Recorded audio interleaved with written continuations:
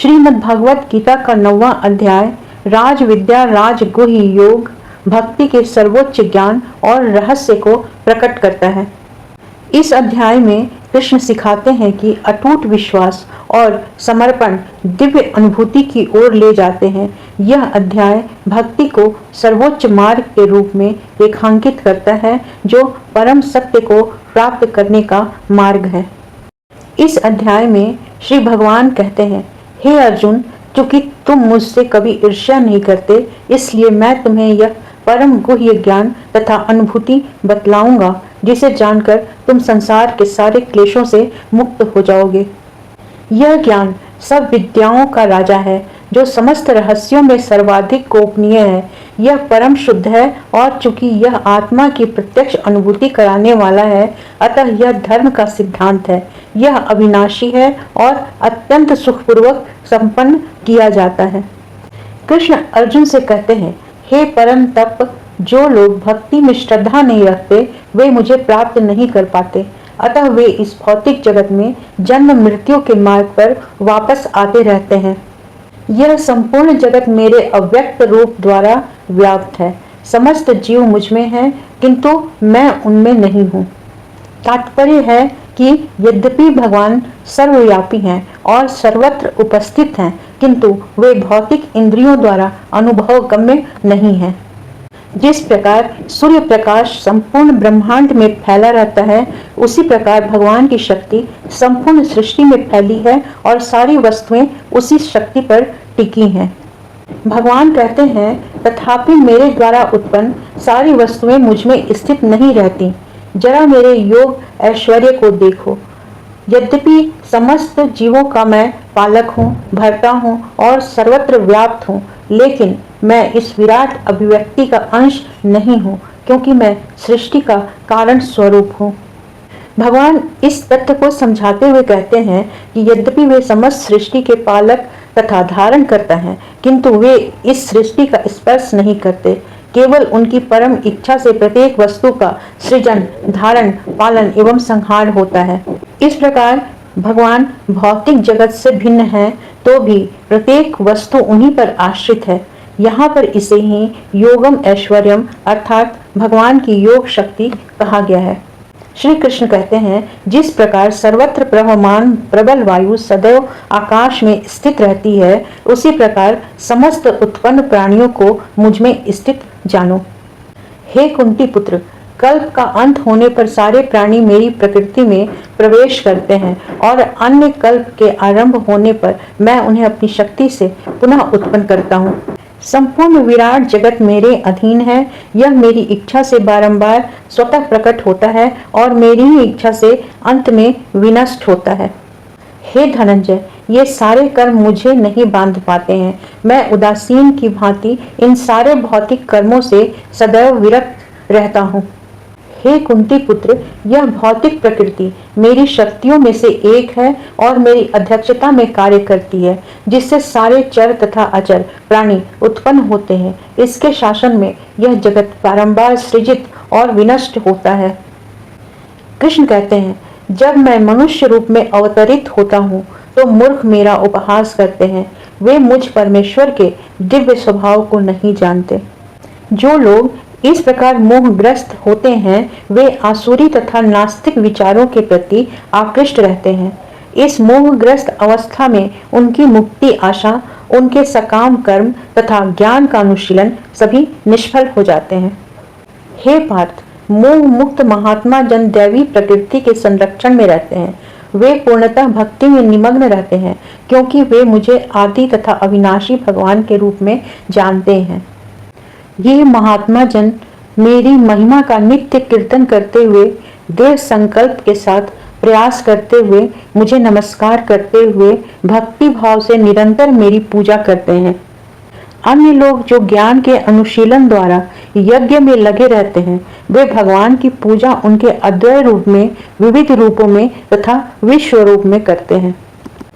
किंतु मैं ही कर्म कांड, मैं ही यज्ञ, पितरों को दिया जाने वाला तर्पण, औषधि, दिव्य ध्वनि, घी, अग्नि तथा आहुति हूँ। कृष्ण पुनः कहते हैं, मैं इस ब्रह्मांड का पिता माता, आश्रय तथा पितामह हूँ। मैं ज्ञेय, जानने योग्य, शुद्धिकर्ता तथा ओंकार हूँ। मैं ऋग्वेद, सामवेद तथा यजुर्वेद भी हूँ। मैं ही लक्ष्य पालन करता, स्वामी, साक्षी, धाम, शरण स्थली तथा अत्यंत प्रिय मित्र हूँ। मैं ही सृष्टि तथा प्रलय, सबका आधार, आश्रय तथा अविनाशी बीज भी हूँ। हे अर्जुन, मैं ही ताप प्रदान करता हूँ और वर्षा को रोकता तथा लाता हूँ। मैं अमरत्व हूँ और साक्षात मृत्यु भी। आत्मा तथा पदार्थ, सत तथा असत दोनों ही मुझ में ही है। जो वेदों का अध्ययन करते तथा सोम रस का पान करते हैं, वे स्वर्ग प्राप्ति की गवेषणा करते हुए अप्रत्यक्ष रूप से मेरी पूजा करते हैं। वे पाप कर्मों से शुद्ध होकर इंद्र के पवित्र स्वर्गिक धाम में जन्म लेते हैं तथा जहाँ वे देवताओं का सा आदर पाते हैं। इस प्रकार जब वे उपासक विस्तृत स्वर्गिक इंद्रिय सुख को भोग लेते हैं और उनके पुण्य कर्मों के फल क्षीण हो जाते हैं, तो वे इस मृत्यु लोक में पुनः लौट आते हैं। इस प्रकार जो तीनों वेदों के सिद्धांतों में दृढ़ रहकर इंद्रिय सुख की गवेषणा करते हैं, उन्हें जन्म मृत्यु का चक्र ही मिल पाता है। किंतु जो लोग अनन्य भाव से मेरे दिव्य स्वरूप का ध्यान करते हुए निरंतर मेरी पूजा करते हैं, उनकी जो आवश्यकताएं होती हैं उन्हें मैं पूरा करता हूँ और जो कुछ उनके पास है उनकी रक्षा करता हूँ। हे कुंती पुत्र, जो लोग अन्य देवताओं के भक्त हैं और उनकी श्रद्धा पूर्वक पूजा करते हैं, वास्तव में वे भी मेरी ही पूजा करते हैं, किंतु वे यह त्रुटिपूर्ण ढंग से करते हैं। मैं ही समस्त यज्ञों का एकमात्र भोक्ता तथा स्वामी हूँ। अतः जो लोग मेरे वास्तविक दिव्य स्वभाव को नहीं पहचान पाते, वे नीचे गिर जाते हैं। जो देवताओं की पूजा करते हैं, वे देवताओं के बीच जन्म लेंगे। जो पीतरों की पूजा करते हैं, वे पीतरों के पास जाते हैं। जो भूत प्रेतों की उपासना करते हैं, वे उन्हीं के बीच जन्म लेते हैं। और जो मेरी पूजा करते हैं, वे मेरे साथ निवास करते हैं। यदि कोई भी व्यक्ति प्रेम तथा भक्ति के साथ मुझे पत्र, पुष्प, फल या जल प्रदान करता है, तो मैं उसे स्वीकार करता हूँ। हे कुंती पुत्र, तुम जो कुछ करते हो, जो कुछ खाते हो, जो कुछ अर्पित करते हो या दान करते हो और जो भी तपस्या करते हो, उसे मुझे अर्पित करते हुए करो। इस तरह तुम कर्म के बंधन तथा इसके शुभाशुभ फलों से मुक्त हो सकोगे। इस संन्यास योग में अपने चित्त को स्थिर करके तुम मुक्त होकर मेरे पास आ सकोगे। मैं ना तो किसी से द्वेष करता हूँ, ना ही किसी के साथ पक्षपात करता हूँ। मैं सबों के लिए समभाव हूँ, किंतु जो भी भक्ति पूर्वक मेरी सेवा करता है, वह मेरा मित्र है, मुझ में स्थित रहता है और मैं भी उसका मित्र हूँ।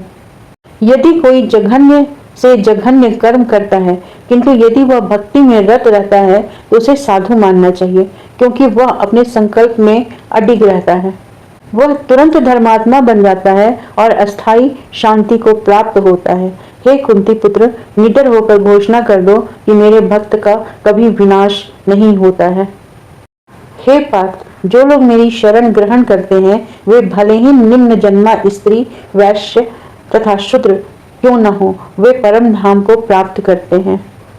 फिर धर्मात्मा ब्राह्मणों, भक्तों तथा राजश्रियों के लिए तो कहना ही क्या है। अतः इस क्षणिक दुखमय संसार में आ जाने पर मेरी प्रेमा भक्ति में अपने आप को लगाओ। अपने मन को मेरे नित्य चिंतन में लगाओ। मेरे भक्त बनो, मुझे नमस्कार करो और मेरी ही पूजा करो। इस प्रकार मुझ में पूर्णतया तल्लीन होने पर तुम निश्चित रूप से मुझको प्राप्त होगे। इस प्रकार भगवत गीता के इस 9वें अध्याय में श्री कृष्ण अपनी उन सर्वोच्च महिमाओं को प्रकट करते हैं जो श्रद्धा, भक्ति और विस्मय को प्रेरित करती हैं। भगवान श्री कृष्ण परमेश्वर हैं और पूज्य हैं। भक्ति के माध्यम से जीव उनसे शाश्वत संबद्ध है। शुद्ध भक्ति को जागृत करके मनुष्य कृष्ण के धाम को वापस जाता है। इस प्रकार श्रीमद् भागवत गीता का 9वां अध्याय परम गुह्य ज्ञान का हिंदी अर्थ पूर्ण हुआ।